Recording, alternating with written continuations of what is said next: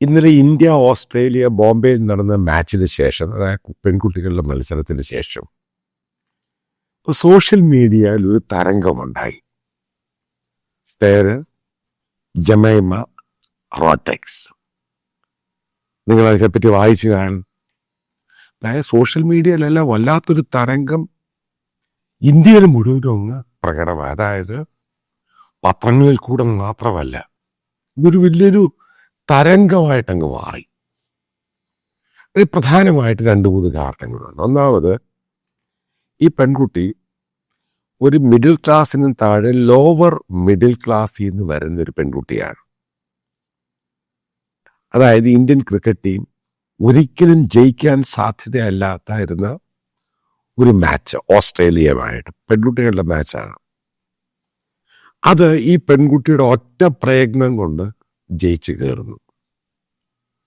അതിനുശേഷം ഈ പെൺകുട്ടി നടത്തിയ, അതായത് മീഡിയയോട് നടത്തിയ അവരുടെ ഒരു ഇന്റർവ്യൂല്, ബൈറ്റില് അവർ പറയുന്നത്, അവരിതുപോലെ ഇത്ര കോൺഫിഡൻ്റ് ആയിട്ട് ഇതേപോലെ മത്സരിക്കാനും ഉണ്ടായ കാരണത്തിൻ്റെ പിറകിൽ ഇന്ത്യ എന്ന് പറഞ്ഞ മഹാരാജ്യവും, രണ്ടാമത് ജീസസ് ക്രൈസ്റ്റ് ആണ് അവർ അടിയുറച്ച് വിശ്വസിക്കുന്നു. അതിൻ്റെ അകത്ത് അവർ ബിബ്ലിക്കൽ സ്ക്രിപ്ചർ കോട്ട് ചെയ്യുന്നുണ്ട്. അതിൻ്റെ പേരിലാണ് അവർക്ക് കണ്ടിന്യൂ ചെയ്ത് മത്സരിക്കാൻ വേണ്ടി ജയിക്കാനും കാരണമായത്.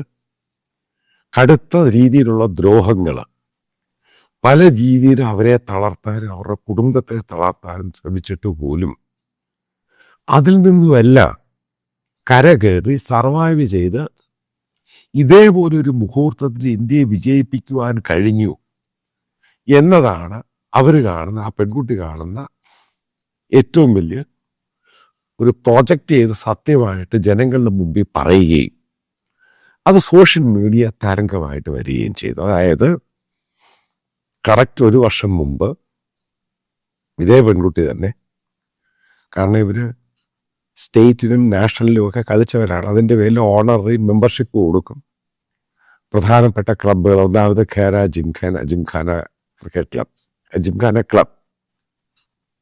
അപ്പൊ ഇവരുടെ പിതാവ് ഇവാൻ റോഡ്രിക്സ് ബോംബെയിൽ ഒരു സാധാരണ പാവം പിടിച്ചവരുടെ ഇടയിൽ പ്രവർത്തിക്കുന്ന ഒരു പാസ്റ്ററാണ്. പുള്ളിയുടെ പ്രൊഫഷൻ അതാണ്, പാസ്റ്ററാണ് പുള്ളി. പുള്ളിയുടെ മറ്റൊരു പ്രൊഫഷൻ എന്ന് പറയുന്നത്, ഇദ്ദേഹം ക്രിക്കറ്റ് കോച്ച് കൂടിയാണ്. ക്രിക്കറ്റ് കോച്ച് എന്ന് പറഞ്ഞ് പണമുള്ളവരെ പഠിപ്പിക്കുന്ന കോച്ചല്ല. ഈ 2 രീതിയിലുള്ള ക്രിക്കറ്റ് കോച്ചുണ്ട്. നിങ്ങൾക്ക് ക്രിക്കറ്റിനെ പറ്റി, ഈ കോച്ചിങ്ങിനെ പറ്റി അറിയാവുന്നവർക്കറിയാം. ഒരു ക്രിക്കറ്റ് കോച്ചിനും അതായത് നാഷണലിൽ കളിച്ചവർ, ഇന്റർനാഷണലിൽ കളിച്ച ആൾക്കാരുടെ പേരുൾപ്പെടെ ബോർഡിൽ വെച്ച് നടത്തുന്ന കോച്ചിങ് സെന്റർ, അതിന് ഭയങ്കര പണമാണ്. അതിനകത്ത് ഈ പറയുന്നത് കൂടിയ ജിം, കുറഞ്ഞ ജിം, അതേപോലെ തന്നെ. പക്ഷെ അത് വലിയ ഹൈ ക്ലാസിൻ്റെയാണ്, പ്രിവിലേജ് ആയിട്ടുള്ളൊരു ഗ്രൂപ്പിൻ്റെ ഹ്യൂജ് ആയിട്ടുള്ള പണം കൊടുത്ത് ഇന്റർനാഷണൽ പ്ലെയേഴ്സിൻ്റെ പേരൊക്കെ വെച്ച് അവരൊക്കെ ട്രെയിനിങ് കൊടുക്കുന്ന വലിയൊരു സംഭവം. ഇതാണെങ്കിൽ സാധാരണ എല്ലാ ആൾക്കാരും, എല്ലാ ആസ്പിറേഷനും, ഇൻസ്പയർ ഇന്ത്യൻ, ആ രീതിയിലുള്ള എല്ലാ ആൾക്കാരും ഉൾപ്പെടുന്ന, അപ്പോൾ അതിൻ്റെ ഒരു കോച്ചായിരുന്നു ഇവാൻ റോഡ്രിക്സ് എന്ന് പറയുന്ന പെൺകുട്ടിയുടെ ഇതാ. ഇയാൾ ഒരു പാസ്റ്ററായതിൻ്റെ പേരിൽ ഈ എല്ലാ തുടക്കത്തിലും ഇയാളെ പ്രാർത്ഥനയോടു കൂടിയാണ് ഓരോ പരിപാടി ചെയ്യുന്നത്. ഇദ്ദേഹം ബേസിക്കലി അവിടുത്തെ മറാഠി അല്ല, ഇദ്ദേഹം മാംഗ്ലൂരിലുള്ള ഒരു കാത്തലിക് ഫാമിലി ജനിച്ച ആളാണ്. മൈഗ്രേറ്റ് ചെയ്ത് ബോംബെയിൽ വന്ന് അവിടെ വെച്ചാണ് ഈ പെൺകുട്ടി ഉണ്ടാകി. അവരവിടുത്തെ സ്കൂളിൽ, ഒരു കോൺവെന്റ് സ്കൂളിൽ പഠിക്കുകയും പിന്നെ RV റുസ്ബി ഇൻസ്റ്റിറ്റ്യൂട്ട് ആർട്സ് ആൻഡ് സയൻസ് പഠിച്ചുകൊണ്ടിരിക്കുമ്പോൾ ചെറുപ്പത്തിൽ തന്നെ ഈ പെൺകുട്ടിക്ക് ക്രിക്കറ്റുമായിട്ടുള്ള ബന്ധത്തിൻ്റെ പേരിൽ ബോംബെ ടീമിലും സ്റ്റേറ്റ് ടീമിലും നാഷണൽ ടീമിലും ഒക്കെ കയറി വന്നു. അപ്പം ഇയാൾക്കെതിരെ ഒരു കംപ്ലൈൻ്റ് ഉണ്ടായിരുന്നു. അതായത് അവിടെ വരുന്ന കുട്ടികളെയും മറ്റുള്ളവരെയും ഇദ്ദേഹം കൺവേർട്ട് ചെയ്യാൻ ശ്രമിക്കുന്നു. അതിൻ്റെ പേരിൽ ഈ പെൺകുട്ടിയുടെ ഓണററി മെമ്പർഷിപ്പ് എല്ലാം കൂടെ ഈ ക്ലബിൽ നിന്ന് എടുത്ത് സസ്പെൻഡ് ചെയ്തു. അപ്പം ആദ്യം ഇതിനെപ്പറ്റി ഒരു എൻക്വയറി വെച്ചു. എൻക്വയറിക്കകത്ത് ഇതിനകത്ത് കൺവേർഷൻ സംഭവം ഉണ്ടായിട്ടില്ല. അതായത് നമ്മൾ ഇന്ത്യയിൽ ഈ കഴിഞ്ഞ കാലത്ത് കാണുന്ന പോലെ ഫോഴ്സ്ഫുൾ കൺവേർഷൻ എന്നും പറഞ്ഞുകൊണ്ട് പല ആൾക്കാർ ഇങ്ങനെ പല കള്ള കേസുകൾ കൊടുക്കുന്നുണ്ട് പലയിടത്ത് ഇഷ്ടം പോലെ. അതേപോലെ ഒരു കള്ളക്കേസ് ഈ പെൺകുട്ടിക്കെതിരെയും പിതാവിനെതിരെ ഈ പറയുന്ന ഖറ ജിംഖാനയിൽ കൊടുത്തു. അതിൻ്റെ വിക്റ്റിമാണ് ഈ പെൺകുട്ടി. അതാ മനസ്സിലാക്കണം. അതിൻ്റെ പേരിൽ നിങ്ങൾക്കറിയാം, ഇന്ത്യയിലെ സ്പോർട്സ് ആണെങ്കിലും ക്രിക്കറ്റ് ആണെങ്കിലും എല്ലാ ബോഡീസിലും ഇന്ത്യ ഭരിക്കുകയും ആ സ്റ്റേറ്റ് ഭരിക്കുകയും ചെയ്യുന്നവരുടെ കയ്യിലാണ്. പ്രത്യേകിച്ച് BJP സംഘപരിവാർ ഗ്യാങ്ങിൻ്റെ കയ്യിലാണ് കംപ്ലീറ്റ് ആയിട്ട് അവർ കാര്യങ്ങൾ ഹാൻഡിൽ ചെയ്യുന്നത്. ആര് ടീമിൽ വരണം, ആര് ടീമിൽ കളിക്കണം, ആര് ടീമിൽ കളിക്കേണ്ട, ഇതൊക്കെ അവരാണ് തീരുമാനിക്കുന്നത്. അതായത് നല്ല ഫോമിൽ നിന്ന് ആ പെൺകുട്ടിയെ പൂർണ്ണമായിട്ടും മാറ്റി നിർത്തി. അതിനെപ്പറ്റി ആ പെൺകുട്ടി ശരിക്കും പ്രതികരിക്കുന്നുണ്ട്. അറിയത്തില്ല ഇത്രമാത്രം ഫോമിലായിരുന്നിട്ട് എന്തുകൊണ്ടാണ് ആ പെൺകുട്ടിയെ പൂർണ്ണമായിട്ട് ടീമിൽ ഒഴിവാക്കിയത്. അപ്പം അങ്ങനെ ഒരു സമയത്താണ് ഈ വേൾഡ് കപ്പുമായിട്ട് ബന്ധപ്പെട്ട് അവസാനം സെമി ഫൈനലിലെ ഈ ഓസ്ട്രേലിയയുമായിട്ടുള്ള ബന്ധപ്പെട്ട മാച്ചിൽ, അതായത് പ്രൊമോഷൻ കിട്ടി ഫസ്റ്റ് ഡൗൺ ബാറ്റ്സ്മാനായിട്ട് ഇറങ്ങുന്നത് മത്സരത്തിന് ഒരു 3 മണിക്കൂർ മുമ്പാണ് അറിയുന്നത്. പിന്നീട് ഈ പെൺകുട്ടി അത് ആങ്കർ ചെയ്ത് ആ ബാറ്റ്സ്മാനായിട്ട് നിന്ന് ഈ മാച്ച് വിജയിപ്പിക്കുക. അത് കണ്ട് ഇന്ത്യക്കാർ മുഴുവൻ ആൾക്കാരും ധൂസപ്പ് എന്നൊക്കെ പറയത്തില് അതുപോലെ വല്ലാത്ത രീതിയിലായതൊക്കെ വന്നു. പിന്നീട് ഈ 1 വർഷം മുമ്പ് പാകിസ്ഥാനിൽ പോകൂ എന്ന് പറഞ്ഞ ആ പെൺകുട്ടിയോടും ആ പിതാവിനോടും പറഞ്ഞവര് അതിനെപ്പറ്റി ഈ ഫ്രീ റൈസ്, അത് അരിയുടെ പേരിൽ കൺവേർട്ട് ചെയ്തു എന്ന് പറഞ്ഞ ആ സംഭവം മനസ്സിലാക്കണം. ഞാൻ ഒരു കാര്യം കോട്ട് ചെയ്യാതും പറയുവാണ്. ഇന്ത്യ വിഭജനം ഉണ്ടായി 1947. ഇനിയും ഈ സനാതന ധർമ്മികളെ മര്യാദയ്ക്ക് ഇന്ത്യയിൽ നിർത്തിയില്ല എങ്കിൽ ചിലപ്പോൾ ഇന്ത്യ വീണ്ടും വിഭജനമാകുന്നുണ്ടാവും. കാരണം ഇവർ ആ രീതിയിലാണ് ഈ കാര്യത്തിലോട്ട് പോകുന്നത്. ഞാനിത് വളരെ കൃത്യമായിട്ട് പഠിച്ചിട്ടാണ് പറയുന്നത്. ഈ സനാതന ധർമ്മത്തിൽ ഈ പറയുന്ന ആൾക്കാരെ അവഹേളിക്കുക, ഒരു കാര്യവുമില്ലാതെ ഒരു വിശ്വാസി ഒരിടത്ത് പോകുന്നു. മുഹമ്മദ് അസ്ഹറുദ്ദീൻ ഇന്ത്യൻ ടീമിന്റെ ക്യാപ്റ്റനായിരുന്നു. അതേപോലെ എത്രയോ മുസ്ലിങ്ങൾ ഇന്ത്യക്ക് വേണ്ടി ക്രിക്കറ്റ് കളിച്ചിട്ടുണ്ട്, ക്രിസ്ത്യാനികൾ കളിച്ചിട്ടുണ്ട്, സിഖുകാർ കളിച്ചിട്ടുണ്ട്. സിഖുകാരൻ ഔട്ടാകുമ്പോൾ പെട്ടെന്ന് ഖാലിസ്ഥാനിയാവും. ഇന്നത്തെ ഏറ്റവും കാരണം ഈ സനാതന സാധനം, ഈ വൃത്തികെട്ടവന്മാരാണ് ഇത് മുഴുവനും ഉണ്ടാക്കുന്നത്. ഇതൊരു മത്സരമാണ്. മത്സരത്തിൽ ജയിക്കാം തോക്കാം. ഈ പെൺകുട്ടി അവിടെ നിന്ന് ജയിച്ചു കഴിഞ്ഞപ്പോൾ റൈസ് ബാഗ് എന്ന് പറഞ്ഞ കളിയാക്കിയ ഈ സനാതനികൾ, അതാ പറഞ്ഞ് ഇവന്മാരെ ലോകത്തെ വിശ്വസിക്കാൻ കൊള്ളാത്തൊരു കൂട്ടരാണ് സനാതനികൾ. അതുകൊണ്ടാണ് ഞാൻ വീണ്ടും ആവർത്തിക്കുന്നത്, ഇന്ത്യക്ക് ചിലപ്പോൾ അടുത്ത വിഭജനം എങ്ങനെ ഉണ്ടാകുന്നു, അത് ഈ സനാതനികൾ ത്രൂ ആയിരിക്കും ഇന്ത്യ ഉണ്ടാകാൻ പോകുന്നത്. അല്ലെങ്കിൽ എന്തെങ്കിലും സംഭവത്തിൽ മാറും. കാരണം ആ രീതിയിലാണ് ഇന്ത്യയിലെ ദളിത്, അതായത് അവർ ഇത്രമാത്രം കൺസോളിഡേഷൻ ഉണ്ടായിരിക്കുന്നത് കഴിഞ്ഞ കുറച്ച് ദിവസങ്ങളായിട്ട് ഈ സനാതനികൾക്കെതിരെയാണ് ഉണ്ടായിരിക്കുന്നത്. അതുകൊണ്ടാണ് ഇപ്പോൾ നിശബ്ദമായിട്ടിരിക്കുന്നത് പലയിടത്തും. കാരണം പ്രശ്നങ്ങൾ കൈവിട്ടുപോയി.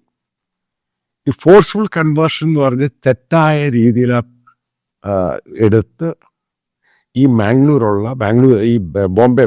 മൈഗ്രേറ്റ് ചെയ്ത് ബോംബെ വന്ന് പെൺകുട്ടിയെ, പിതാവിനെ, ആ കുടുംബത്തെ ഇത്രമാത്രം മനസ്സിലാക്കുക. 22-23 ഇത്രമാത്രം സൈബർ അറ്റാക്ക് നേരിട്ട പെൺകുട്ടി, എന്നിട്ട് ആ രാജ്യത്തിന് വേണ്ടി കളിച്ച് വിജയിച്ച് വന്നു കഴിഞ്ഞപ്പോൾ വീണ്ടും അറ്റാക്ക് മുതിരുന്നു.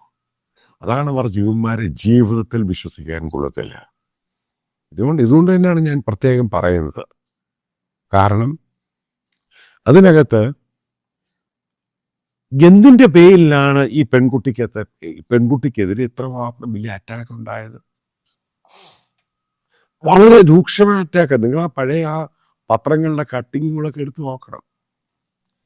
ഈ ഇയാൻ റോഡ്രിക്സ് എന്ന് പറഞ്ഞ ആള് പാവം പിടിച്ച കുട്ടികൾ അയാളുടെ ക്ലബിൽ അയാൾ പരിശീലനം വരുമ്പോൾ അവരുടെ വീട്ടിൽ ഇവർക്ക് ഈ ഫ്ലമ്മി എന്നൊക്കെ വരുന്ന പിള്ളേർക്കുണ്ട് അവിടെ ഈ ക്രിക്കറ്റ് പഠിക്കാൻ. അപ്പം അവരുടെ വീട്ടിൽ സാമ്പത്തികമില്ല. അവിടെ പോയി അവർക്ക് മരുന്നിന് പണം കൊടുക്കുന്നു, അല്ലെങ്കിൽ അവിടെ പോയി പ്രാർത്ഥിക്കുന്നു. ഇത് എല്ലാ മനുഷ്യനും ചെയ്യുന്ന കാര്യം അയാൾ ഇത് മാത്രമേ ചെയ്തിട്ടുള്ളൂ. പല ആവർത്തി അവിടെ ബുക്ക് ചെയ്തിട്ട് എല്ലാവരും വരുന്നു പ്രാർത്ഥിക്കാറുണ്ട്. അവർക്ക് ഇഷ്ടമുള്ളവർ പ്രാർത്ഥിക്കാം. അതൊരു പാസ്റ്ററാണ്.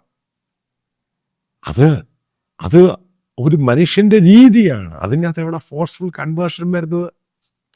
എന്നിട്ട് കംപ്ലീറ്റ് ഈ ഫാമിലിയെയും കുടുംബത്തെയും മുഴുവൻ ഷട്ട് ഡൗൺ ചെയ്തിട്ട് അവസാനം ഈ പെൺകുട്ടി തിരിച്ചു വന്ന് ഇന്ത്യൻ ടീമിനെ വിജയിച്ച് ഈ ക്ലബ്ബുകാരൻ നാണം കിട്ടും. സനാതനികളും ഇണ്ടാതായി. ഇതാണ് ഇന്ത്യയിൽ എപ്പോഴും സംഭവിക്കുന്നത്.